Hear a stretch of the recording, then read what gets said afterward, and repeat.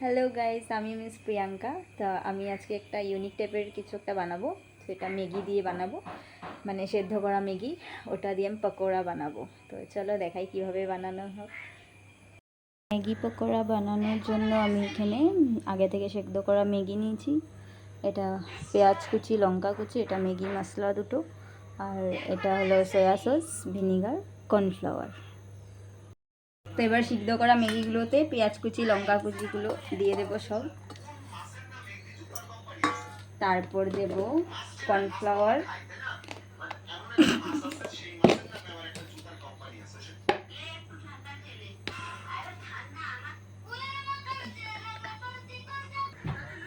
এরপর দেব নুন পরিমাণ মতো, এরপর দেব ভিনিগার একটু,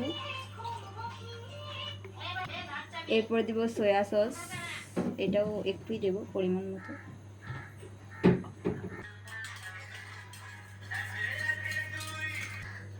এরপর দেব একটু লঙ্কা গুঁড়ো কালারের জন্য। এবার ম্যাগি মশলাগুলো ঢেলে দেব।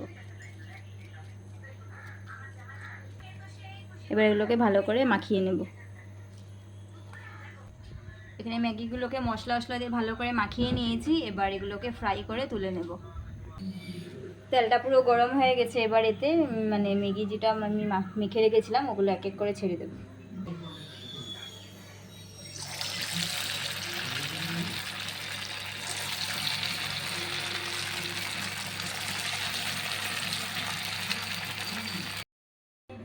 তো গাইস দেখতে পাচ্ছ আমার মানে ম্যাগির পকোড়া পুরো রেডি। আমি চাট মশলা সস নিয়ে নিয়েছি।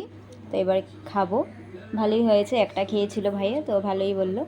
তো চলো আবার দেখা হচ্ছে নেক্সট ভিডিওতে। তো তখনের জন্য টাটা।